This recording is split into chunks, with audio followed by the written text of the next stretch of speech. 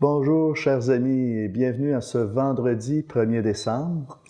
À cette réflexion, Jésus nous parle aujourd'hui et c'est ce bonheur que nous avons de pouvoir ensemble laisser descendre la parole de Dieu en nous afin qu'on se laisse transformer davantage à son image et à sa ressemblance. C'est le sens et le but de notre vie. On est appelé à ça. Si vous voulez, on va prier la Vierge Marie. Marie qui défait les nœuds, qui défait peut-être ces nœuds, qui me prennent dans mon cœur, qui m'accablent aujourd'hui. Tout simplement se laisser regarder par son regard maternel. On va se laisser regarder par son regard maternel afin qu'on puisse accueillir la parole de son Fils et qu'elle puisse produire en nous beaucoup de fruits. Ensemble, au nom du Père et du Fils et du Saint-Esprit. Amen. Oui, Vierge Marie, on veut se placer sous ton regard maternel et sois bénie de poser ton regard sur nous. Je vous salue Marie, comblée de grâce. Le Seigneur est avec vous. Vous êtes bénie entre toutes les femmes, et Jésus, le fruit de vos entrailles, est béni. Sainte Marie, Mère de Dieu, priez pour nous pécheurs, maintenant et à l'heure de notre mort. Amen. Au nom du Père, du Fils et du Saint-Esprit. Amen. La parole de Dieu aujourd'hui est tirée de l'Évangile de Saint Luc au chapitre 21, versets 29 à 33. Le ciel et la terre éclataient de joie, le divin enfant est né. Alléluia, Alléluia. Gloire à toi dans les cieux, Alléluia. Le Seigneur soit avec vous. Évangile de Jésus-Christ selon saint Luc. Gloire à toi, Seigneur Jésus. En ce temps-là, Jésus dit à ses disciples cette parabole. « Voyez le figuier et tous les autres arbres. Regardez-les.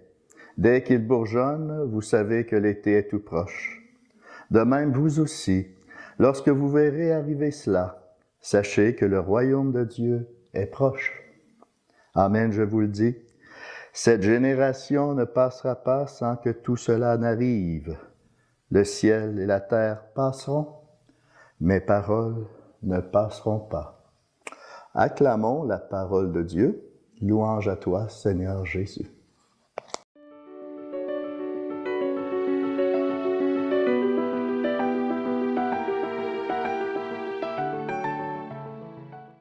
La parole de Dieu, aujourd'hui, ne cesse de nous surprendre.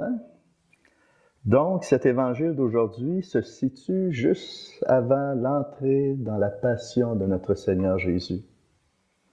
Jésus s'adresse à ses disciples et leur parle en parabole, cette parabole du figuier. Figuier qui est comme un symbole de l'arbre messianique, parce qu'il est l'un des premiers arbres à fleurir après l'hiver. Il compare cet heureux printemps à un selas à voir. Ce n'est plus les bourgeons des arbres qu'il faut regarder comme signe, mais le selas que les disciples verront arriver. Mais quels signes sont-ils cachés dans ce mot « selas » ? Ce selas nous ramène en fait à tout le discours apocalyptique du chapitre 21. Cette longue énumération de catastrophes. Cette relecture exhaustive ressemble étrangement au titre de notre actualité mondiale. C'est tous ces textes que nous avons vus depuis une semaine, à tous les jours. Elle nous pousse à penser que si Jésus a promis à sa propre génération qu'elle verrait tout cela, cette génération, il le dit, cette génération ne passera pas sans que tout cela n'arrive. Combien nous-mêmes devons-nous être certains de sa présence vivante et vivifiante au cœur de nos vies et encore plus au milieu de toutes nos détresses. Je le cite encore, « Lorsque vous verrez arriver cela, sachez que le royaume de Dieu est tout proche. » Ça, il faut que ça soit gravé dans notre cœur. de ne pas s'arrêter à ce qu'on voit de l'extérieur, mais de laisser cette parole de Dieu se graver en nous. Lorsque vous verrez arriver cela, sachez que le royaume de Dieu est proche. C'est Paul Claudel qui écrivait « Dieu n'est pas venu supprimer la souffrance. Il n'est pas venu, même pas venu l'expliquer, mais il est venu la remplir de sa présence. Il n'est pas venu expliquer ou supprimer la souffrance. Il est venu se faire présent en nous, à travers tout ce que nous vivons. Dans le tout cela, on peut y voir aussi le mystère de la mort et de la résurrection. Cette réalité profonde de cette parole qui ne passera jamais. C'est un trésor pour nous, la résurrection du Christ. C'est une source inépuisable d'où jaillit la foi, l'espérance et la charité. C'est une garantie de sa présence qu'on peut expérimenter au milieu de nous, à chaque jour. C'est une promesse qu'il nous a faite, puis le Christ, c'est pas un menteur. Je suis avec vous tous les jours jusqu'à la fin des temps.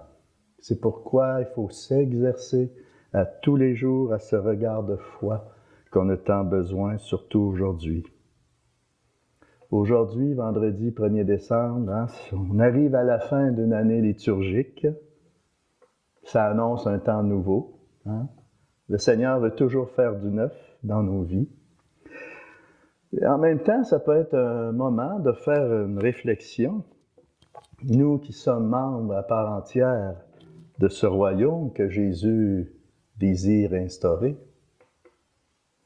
ayons du discernement afin de décider comment moi je peux mieux y correspondre à ce royaume, afin que le règne de Dieu advienne. Comment je peux y correspondre davantage?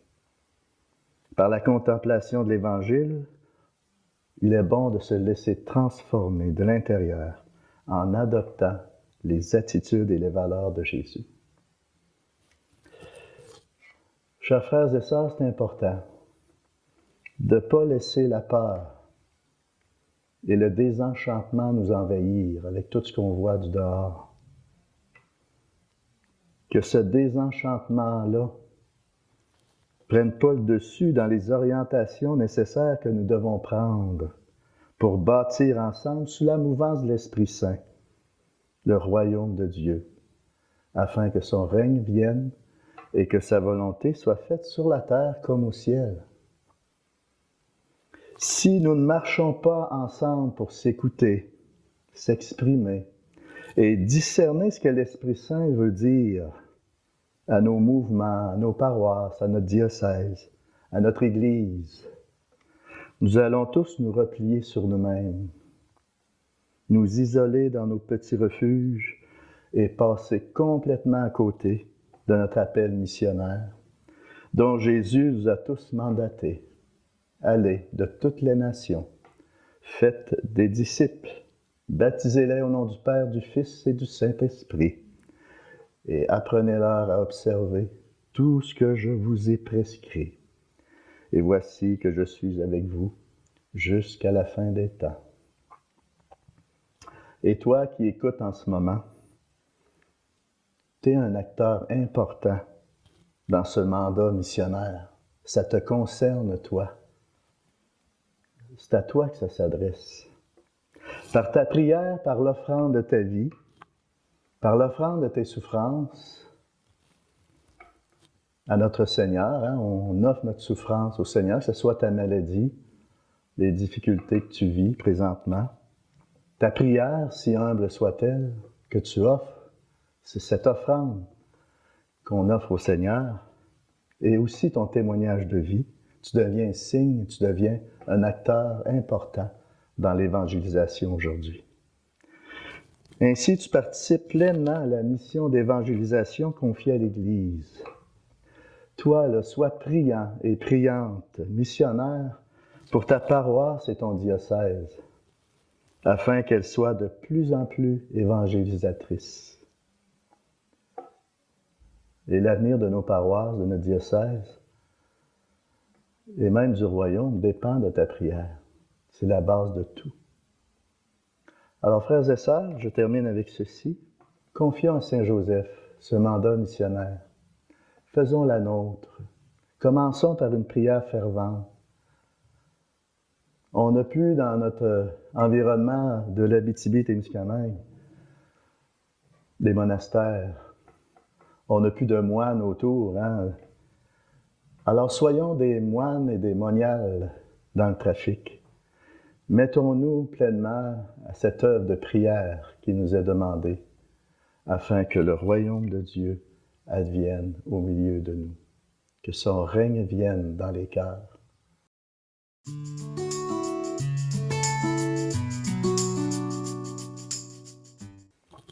Prions Saint Joseph ensemble pour terminer. Bon Saint Joseph, gardien et protecteur de l'Église, qui est le corps mystique du Christ, veille sur ses membres, sois le Père spirituel de chacun. Viens exercer ta paternité pleine et entière sur tous tes enfants. Aide-nous à faire grandir la présence de Dieu dans notre vie, afin que son règne vienne et que sa volonté soit faite sur la terre comme au ciel. Amen. C'est ce qu'on se souhaite tous, et sur ce, je vous bénis. Et que dans cette bénédiction puisse se concrétiser en vous un mieux vivre pour que le règne vienne dans vos cœurs et dans le cœur de nos frères et sœurs dans l'Église, au nom du Père, du Fils et du Saint-Esprit. Amen. À la prochaine.